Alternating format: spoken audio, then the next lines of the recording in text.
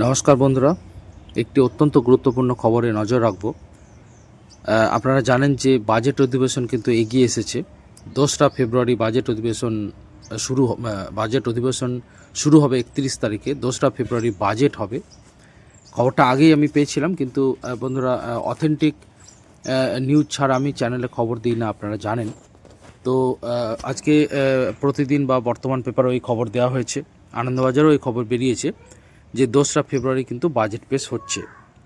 2021 সালে এর আগে যে অন্তর্বর্তীকালীন বাজেট পেশ না করে পূর্ণাঙ্গ বাজেট পেশ করেছিল রাজ্য সরকার, সেই বাজেট কিন্তু পেশ করেছিলেন মুখ্যমন্ত্রী স্বয়ং।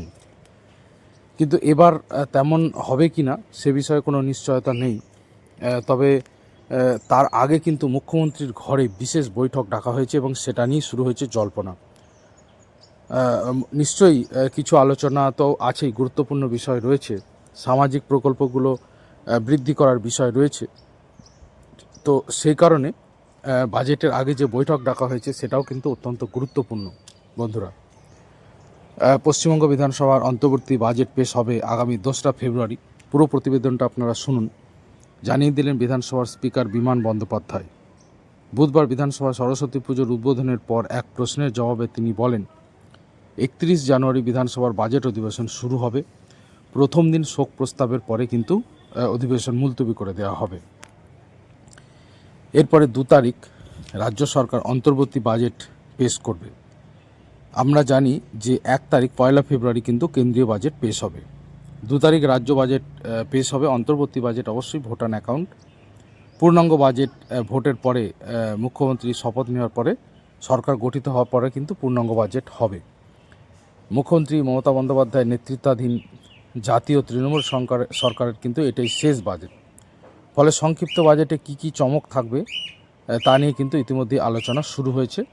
এবং যেটা বললাম বন্ধুরা, যে বাজেটের আগেই কিন্তু মুখ্যমন্ত্রীর উপস্থিতিতে একটা বিশেষ বৈঠক রয়েছে এবং ধারণা করা হচ্ছে সেই বৈঠকেই বাজেটে মূল যে বিষয়গুলো থাকবে, নিশ্চয়ই বাজেট এবার জনমোহিনী বাজেট হতে চলেছে, সেই লক্ষ্যেই কিন্তু পূর্ণাঙ্গ আলোচনা করে নেওয়া হবে বাজেট পেশের আগে।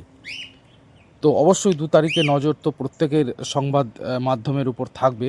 অনলাইন নিউজ চ্যানেল বা বিভিন্ন যে অনলাইন চ্যানেলগুলো রয়েছে, সংবাদপত্রের দিকে কিন্তু নজর থাকবে এবং অনলাইন নিউজ মিডিয়ার দিকেও কিন্তু নজর থাকবে। তো ব্যাপারটা হচ্ছে যে অর্থ প্রতিমন্ত্রী চন্দ্রিমা ভট্টাচার্য বাজেট পেশ করবেন নাকি মুখ্যমন্ত্রী করবেন, সেটা নিয়ে ইতিমধ্যে কিন্তু চর্চা চলছে। বাজেটের আগে মুখ্যমন্ত্রীর ঘরে বিশেষ বৈঠক ডাকা হয়েছে, যে কথাটা বললাম। দেখুন, অত্যন্ত বিখ্যাত নিউজ চ্যানেল থেকে কিন্তু আমি এই খবর আপনাদের শোনাচ্ছি, অনলাইন নিউজ চ্যানেল, যেখানে কিন্তু প্রতিবেদনে বলেই দেওয়া হয়েছে, আপনারা দেখতে পাচ্ছেন মাঝখানে লেখা আছে, বাজেটের আগে মুখ্যমন্ত্রীর ঘরে বিশেষ বৈঠক ডাকা হয়েছে। সেই বৈঠকে বিশেষ বাজেট অনুমোদন করিয়ে তা বিধানসভায় পেশ করা হবে। এখনও পর্যন্ত অবশ্যই খবর রয়েছে যে চন্দ্রিমা ভট্টাচার্য বাজেট পেশ করবেন, তাকে তৈরি থাকতে বলা হয়েছে। কিন্তু 2021 সালে অমিত মিত্র অর্থমন্ত্রীর দায়িত্ব থেকে অবসর নিলে সেই গুরুত্বপূর্ণ দায়িত্ব চন্দ্রিমাকে দেন মমতা। কিন্তু আমরা জানি যে 2021-এ কিন্তু বাজেট মুখ্যমন্ত্রী নিজে পেশ করেছিল। ভোট অন অ্যাকাউন্ট যেটা ছিল, পূর্ণাঙ্গ বাজেটই পেশ করেছিল রাজ্য, অর্থাৎ ভোটের আগে যে বাজেটটা হয়েছিল সেটা কিন্তু মুখ্যমন্ত্রী পেশ করেছিলেন। অন্যদিকে এই বাজেট অধিবেশন আবার উত্তপ্ত হতে পারে, রাজনৈতিক কারণগুলো তো রয়েছে, সেখানে আমি বিশেষ আসছি না। ভোটার তালিকায় বিশেষ নিবিড় সংশোধন যেটা চলছে, সেটা নিয়ে চারিদিকে নানা রকম যে সমস্ত ব্যাপারগুলো চলছে, অনেক জায়গায় হয়রানির অভিযোগ হচ্ছে, সেগুলো নিয়ে হয়তো বাদানুবাদ হতে পারে, তুলকালাম হতে পারে, বাজেট অধিবেশন উত্তপ্ত হবে। কিন্তু 6 দিনের এই যে সংক্ষিপ্ত বাজেট, 5 তারিখে বাজেট অধিবেশন শেষ হচ্ছে, 6 দিনের এই সংক্ষিপ্ত বাজেট অধিবেশনে বেশ কিছু বিলও কিন্তু পাস হতে পারে এমনটা মনে করা হচ্ছে। বাজেটের পরে বাজেট নিয়ে কিন্তু আলোচনা চলবে 3 তারিখ 4 তারিখ, 5 তারিখে কিন্তু বাজেট অধিবেশন শেষ। এই অধিবেশন হবে সপ্তদশ বিধানসভার কিন্তু শেষ অধিবেশন। নিয়মিত যে পরিষদীয় প্রক্রিয়া অনুযায়ী প্রশ্নোত্তর পর্ব, উল্লেখ পর্ব এবং বিভিন্ন সরকারি ও বেসরকারি প্রস্তাবের উপর আলোচনা অনুষ্ঠিত হবে। পাশাপাশি একাধিক গুরুত্বপূর্ণ বিল পাস হওয়ার সম্ভাবনা রয়েছে। সরকারের অন্দরে আলোচনা, প্রশাসনিক কাঠামো ও জনকল্যাণমূলক প্রকল্পের সঙ্গে যুক্ত কিছু সংশোধনী এবং নতুন প্রস্তাব এই অধিবেশনে আইনি স্বীকৃতি পেতে পারে। নবান্ন সূত্রে জানা যাচ্ছে, স্বাস্থ্য, শিক্ষা, গ্রামীণ উন্নয়ন, সামাজিক সুরক্ষা ও কর্মসংস্থান এই 5টি ক্ষেত্রকে বিশেষ গুরুত্ব দেওয়া হতে পারে। বিশেষ করে লক্ষ্মীর ভাণ্ডার, স্বাস্থ্যসাথী, কন্যাশ্রী, খাদ্যসাথী প্রকল্পের বরাদ্দ বৃদ্ধির সম্ভাবনা রয়েছে বলে মনে করছে প্রশাসনের একাংশ। রাজনৈতিক বিশ্লেষকদের মতে নির্বাচনের আগে এই বাজেট কার্যত সরকারের রিপোর্ট কার্ড হিসাবে কাজ করবে। বন্ধুরা, আমি যে কথা বলছিলাম যে সামাজিক যে প্রকল্পগুলো রয়েছে, এখানে কৃষক ভাতার কথা বলা নেই। কৃষকদের যে কৃষক ভাতা দেওয়া হয় সেটাও কিন্তু যেটা পিএম কিষাণ নিধি রয়েছে কেন্দ্র, কিন্তু সেখানে 10,000 টাকা রয়েছে। রাজ্যও কিন্তু 6,000 টাকাটা বাড়াতে পারে, এরকম কিন্তু জানা গিয়েছে। অর্থাৎ কৃষকদের যে ভাতা সেটা কিন্তু বাড়তে পারে। লক্ষ্মীর ভাণ্ডার তো অবশ্যই বাড়তে পারে এবং স্বাস্থ্যসাথী এখন মাফ করবেন, স্বাস্থ্যসাথীর যে বরাদ্দ সেটাও বাড়তে পারে এবং কন্যাশ্রীর বরাদ্দও বাড়তে পারে, তার কারণ নতুন গ্রাহকও হবে। কিন্তু লক্ষ্মীর ভাণ্ডারের যে টাকা সেটা 100%ই বলা যায় যে বাড়তে চলেছে। অবশ্যই নজর তো 2 তারিখে থাকবে, তার কারণ ফাইনাল সিদ্ধান্ত সেদিনই নেওয়া হবে। এখন পর্যন্ত সূত্র মারফত যেটুকু খবর, লক্ষ্মীর ভাণ্ডার কিন্তু বাড়তে চলেছে।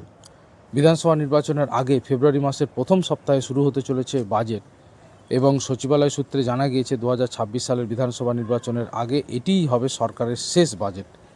অর্থাৎ এই সরকারের 2021 থেকে 26 এই 5 বছরের সরকারের শেষ বাজেট।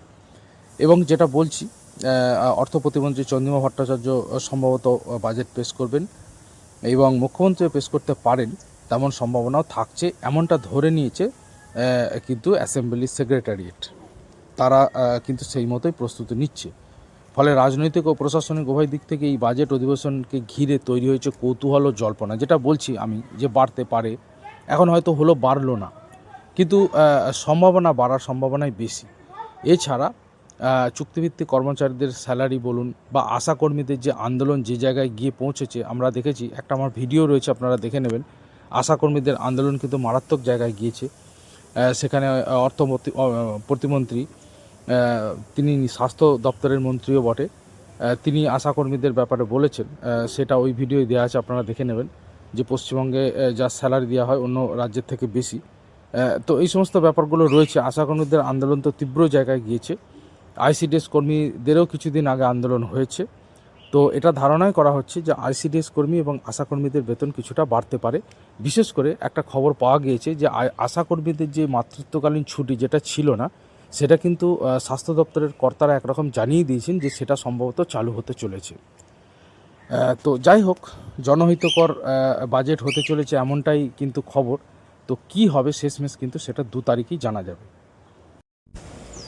অনুরোধ করব, যারা এখনও চ্যানেলটা সাবস্ক্রাইব করেননি, সাবস্ক্রাইব করে নিন, আপনারা অবশ্যই উপকৃত হবেন। ভালো থাকবেন সবাই।